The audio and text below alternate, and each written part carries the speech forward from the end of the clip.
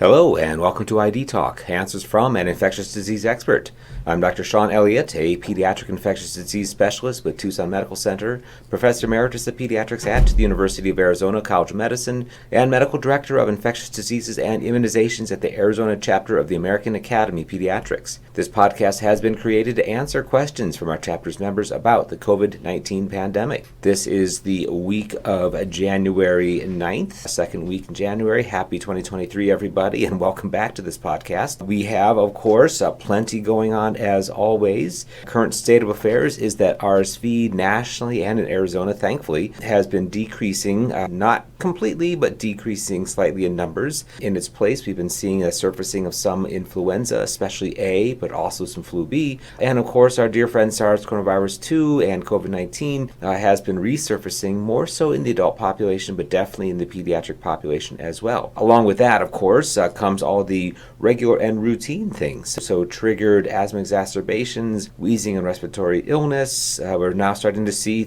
unusual things such as Kawasaki's disease and JIA. And of course, our surgical colleagues have been quite busy with the typical onslaught of appendicitis. This week, the questions have some to do with COVID and some to do with other fun things as well. First question has to do with the current increasing subvariant of Omicron SARS coronavirus 2, that is the XBB.1.5. If you recall, Omicron has been our circulating variant now for well over a year, but it has subvariants. Last time we discussed, we were dealing with the BQ.1 and .1.1s, and now the XBB.1.5 is rapidly rising, going up to 27% of current isolates nationally and about that number here in Arizona. So the question is, what are the symptoms of the Omicron subvariant XBB.1.5? And the symptoms are really the same as they have been so far for the other Omicron subvariants. That being the whole list of flu-like complaints, especially including sore throat, prominent headache, polymyalgias, polyarthralgias, nasal congestion, watery eyes, the whole 9 yards. We're seeing less of the COVID croup that we saw in the earlier days of Omicron and much more of the more typical flu-like illness, so that kids with COVID-19 now, including those from XBB.1.5, if they're being hospitalized, they're being hospitalized typically with an additional co-infection like some other virus and or respiratory distress, potentially due to underlying reactive airway disease or a known asthma exacerbation. We continue, knock on wood, to see an absence of MISC, the multi-system inflammatory syndrome in children, and that is a very good thing because we are starting to see increasing numbers of kids with true Kawasaki's disease, variant or incomplete Kawasaki disease, and rheumatologic processes, all of which, of course, are in the differential, or were in the differential list for the MISC patient. So, truly, the symptoms of the new Omicron variant XBB.1.5 are as they have been for the last, we'll say, 6 months or so, with a decreasing number of COVID croupers. That said, what's all the hoopla, what's all the excitement about the XBB? And it is that it is felt to be a crazy contagious subvariant of Omicron, simply meaning that the mutation occurring for this subvariant's emergence makes it even more readily able to bind to respiratory epithelium, thus present with a much higher viral load, making all patients, adults, children, babies, etc., even that much more contagious via normal respiratory droplet secretions. So just think of it as super contagious. The predictions are that those few remaining individuals out there who have not yet had COVID-19 are likely to acquire it with the XBB.1.5, and those individuals who have had COVID already and are fully vaccinated or not even yet are at risk for getting this again. So the current bivalent vaccines from Pfizer and Moderna are proposed to cover XBB similarly well as they had with the BQs and even the prior to BQ subvariant. So vaccination remains the best way to get through this, as well as continued reassurance that while nasty, this is not the same virulence or morbidity and mortality rates as we saw previously with the deltas, the alphas, and the beta strains of SARS coronavirus 2. So the question number 2 then, I've really just covered, is the XBB.1.5 the most contagious subvariant yet detected? And yes, it is. That kind of seems to be the way this cookie crumbles, that each subvariant that emerges and achieves clinical significance is doing so because it is yet more contagious than the preceding ones. It seems kind of like coals to Newcastle in a way. It's like, how could these subvariants variants be even more contagious than what we've already experienced with Omicron, and yet they are. So I think further proof positive that nature and natural mutations are sort of following a very predicted trend, and that the virus is really achieving for itself an ecological niche by infecting everyone it possibly can. And this is not to anthropomorphize the virus, but just in terms of sort of natural selection and natural survival trends, the more people that the virus can infect, not kill, but achieve sort of an ecological niche, the better survival for the virus. So it's just normal, natural Darwinian selection in place. Next question, changing gears a little bit, has to do with the recent literature and media releases about invasive group A streptococcal infection in children. Looking at the normal seasonal risk of invasive group A strep, importance of early recognition, and then also appropriate treatment. Questions to ask like, what's going on out there? Can we explain this or think about this a bit further? So what is going on out there? First reported in the United Kingdom and now reported here in the States is a much higher than predicted, or much higher than expected prevalence or attack rate, I should say, of invasive group A streptococcal infection. So this is not the kids with just streptococcal pharyngitis. These are patients coming in with necrotizing fasciitis, with joint infections, with necrotizing pneumonia, effusions, and empyemas, with group A strep sepsis and group A strep toxic shock-like syndrome. So these are kids and adults, but especially kids who are coming in sick. So what do we do about that? Basically, this is why CDC has released a Health Advisory Network notice, an HAN notice, is that we all need to be on the lookout for evidence of an invasive group A strep infection. What does that look like? So the most concerning of those would be the toxic shock-like syndrome. And there is a list of clinical criteria to be met to qualify as a toxic shock-like syndrome, very similar to that which we experience with staphylococcal toxic shock syndrome, the sort of the classic, disease phenotype. And that would be a patient coming in, fevers, erythroderma, multi-organ involvement, typically with some degree of hepatitis, acute kidney injury. Many times these patients have diffuse severe myalgias or arthralgias. In the setting of group A strep invasive or toxic shock-like syndrome, many of the patients describe very severe distal lower extremity pain, almost to the point of having wooden feeling gastrocnemiae, so the bilateral lower extremities exquisitely tender and just rock hard. That in the setting of any degree of erythroderma, sort of a generalized sunburn-like rash, in a patient who has soft blood pressures should be a incredibly large warning bell to get that patient in evaluation, treatment, and stabilization. Unfortunately, the initial presentation, as with everything which is scary, toxic, and deadly, is flu-like, which is just really unfortunate because we're seeing normal flu out there as well. So what we're encouraged to do is to have a high index of suspicion and low threshold to obtain the blood culture, to obtain the CBC differential, to obtain the comprehensive metabolic panel and the coag panel, looking as we would for other patients with suspected sepsis, and then unfortunately to have a very low threshold to treat empirically while awaiting those blood cultures to return. What about necrotizing fasciitis? The classic presentation of this is a patient with sort of focal tenors of a muscle body, most often extremity, but it could occur buttocks or abdominal musculature, where there's perhaps a faint patch of erythema and pain far more significantly worse than you might predict just by looking at it. So the quote is, pain out of proportion for the clinical exam should suggest necrotizing fasciitis. Those are patients, especially if that focal disease process occurs on an extremity, that should have evaluation by orthopedics in the emergency department. Once again, blood cultures, labs, empiric antibiotics, and we would typically for these patients be starting a drug like ceftriaxone and also clindamycin. Clindamycin aimed to inhibit the toxin synthesis, which is typically the most deadly part of these disease processes and certainly contributes to the invasive nature of this. So if you haven't recently, perhaps go online, refresh your memory about the clinical criteria and the laboratory criteria for group A strep toxic shock-like syndrome, and just keep those eyes and ears open for those patients who seem perhaps a little bit sicker than they might otherwise be when they come in with a flu-like illness. Next question.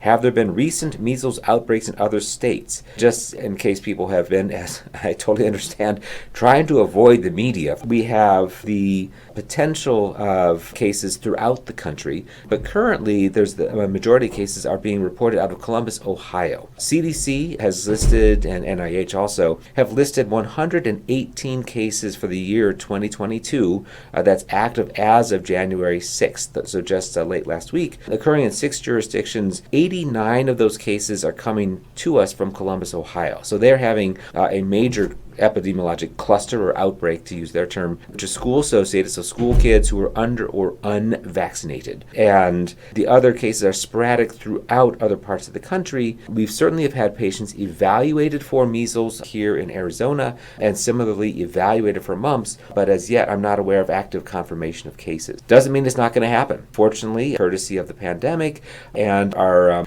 interesting attitude of the state legislature to vaccine exemptions for the school-age children, we have many parts of the state where the vaccine rate is well under 95%. In fact, the entire state has a vaccine rate for MMR under 95%, which is the predicted necessary hurdle for herd immunity. So the entire state is at risk to see a measles case or a measles outbreak. So, to refresh your memory, for measles, the 3 C's are what we look for: cough, coryza, conjunctivitis. The cough is what's described as a brassy cough, that sort of deep, racking cough. I hate to say it, but it kind of might remind many of us of a smoker's cough from our adult medicine days and or unfortunate relatives that may have that. But a deep, it's non-productive, but it sounds like it should be. So a deep, brassy, non-productive cough. The conjunctivitis looks very much like you might anticipate for adenovirus with pink eye, and it can actually have crusted discharge, but more often there's sort of clear, serous dripping from those eyes. Then the coryza is that sort of real crusted nasal discharge, like a nasty RSV nose. So those 3 things with fevers. And then the rash is a more piliform rash. It's sort of using the name to define the rash, which is not helpful, but flat, patchy erythematous patches, which typically start in the head region and move caudally, move downwards. Classically, the board's question is, a cranial to caudal progressive rash, which clears in the head as it starts to become prominent on the trunk. Realistically, many of the measles patients that we've experienced, the rash just sort of starts at the head and then moves downward to the trunk and to the buttock and the perineum with minimal clearing of the head and neck. So sort of, again, progression of the rash is perhaps the key component here, because a flat rash like that could easily be adenovirus or a drug reaction or parvovirus or roseola or gosh knows what else. So 3 C's plus a progressive rash in a patient who is or under vaccinated, or an adolescent who is well out from the 2 doses of MMR and has lost immunity, that should raise our suspicion for measles. If you have a suspected case, your first call should be to your local county health department to coordinate testing and isolation and contact investigation with your county health department officers. If there's any questions, of course, phone a friend, reach out to one of us as an ID provider or an experienced clinician who might have seen measles a while ago. Basically, have an index of suspicion for measles, and hopefully we won't miss anything. Last question is long COVID having an impact on children and adolescents? And the answer is yes. Perhaps not quite as extensively as is reported in the adult population. To put things into context, in the adult world, multiple observational studies and prospective studies have described an attack rate of long COVID anywhere from a third, so 30%, to even up to 50% of adult survivors of COVID-19 have some persistence of symptoms, at least one sign or symptom, for more than 3 months after infection. That is sort of the current definition of long COVID. Realistically, true long COVID is not just one symptom. It's fatigue and sort of foggy brain, sometimes persistence of the myalgias, headaches, but the fatigue and the foggy brain are the most prominent components of that. And that is true also for pediatrics. So in our world, especially in our high school aged adolescents and young adults, we're seeing especially that persistence fatigue, a loss of exercise tolerance, student athletes lose their game, they're benched, they're unable to go out for practice or tryouts, and especially the cognitive disarray, the so-called foggy brain, which again, patients of mine have described it as, I just can't seem to think in the deeper parts of my brain. So very hard to pay attention in school, certainly very hard to do schoolwork and reading, reading comprehension, STEM type things, mathematics. All those are very difficult for our long COVID patients to handle. Our attack rate, so in pediatrics, is about 10%, based on not as much data, and so it's very much more of an estimate, kind of a retrospective, they're using the retrospective scope. But about 10% of known COVID-19 survivors in pediatrics have some persistence of those symptoms for at least 3 months. The good news is, certainly in pediatrics, that even if these patients, teenagers, are severely affected, that the most severe signs of their long COVID are resolving from 3 to 6 months out, and the longest persistence is about a year. Now, that is a long time. Yes, I know that, but given that our abilities to intervene or treat these patients are incredibly limited, there has to be some sort of hope which we can provide to our patients and their families. So the most severely affected are back to the baseline by 1 year out, and even more by 6 months. So fingers crossed that that's the case. For those students who come to the practice and are really struggling in school, there are definite benefits in sort of doing a graded escalating return to school. So rather than sending them back for the whole day and just praying that it works, the students who, with our guidance and the school officials as well, should return to one period at a time, or, one small section of time if they're not on periods like in high school. So one at a time, and the student could even perhaps choose, change it up during the week, I really don't want to get behind in math. So attend math class on Monday and then the English-based class on Tuesday or something like that. But for the first several weeks, just one period at a time, and then slowly increase that. So 2 periods and then 3, etc., until finally they're attending the whole day of school. And that escalation can occur over that same 3 to 6 months. So as the long COVID is hopefully tapering, they are gradually increasing their school attendance and therefore also hopefully their cognitive function.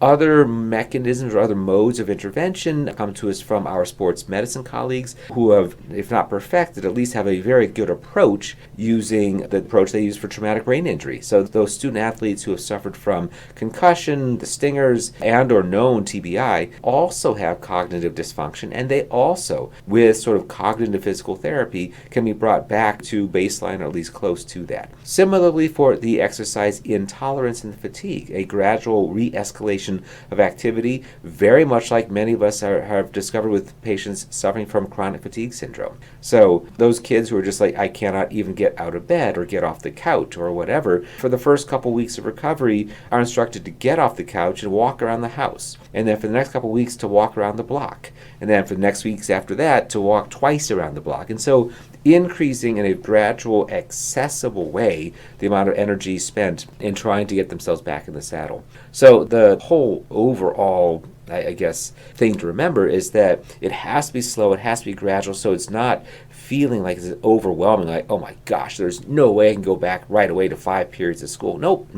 Just one at a time can you do that, and then it's almost like one day at a time. So that is what we're seeing. Yes, there's long COVID in pediatrics, and unfortunately that is predicted to continue. What will be interesting is to see as we continue to move into more and more sub-variants of Omicron, if the risk of long COVID changes for the better or for the worse. And I think it's unfortunately too early to tell at this point. So stay tuned for more on that. In the meantime, thank you again for listening to ID Talk. Arizona AAP members can submit questions for future episodes to covid@azaap.org. The Arizona AAP would like to acknowledge the generous support of this podcast by the Arizona Department of Health Services through the Title V Maternal and Child Health Services Block Grant Funding. For more information and resources related to COVID-19 in Arizona, or to learn how to become a member, please visit us at azaap.org. And in the meantime, and as always, keep hanging in there, folks. Happy 2023. Best wishes for this being a productive, safe, and perhaps happier year for all of us. Hang in there, folks. Bye-bye.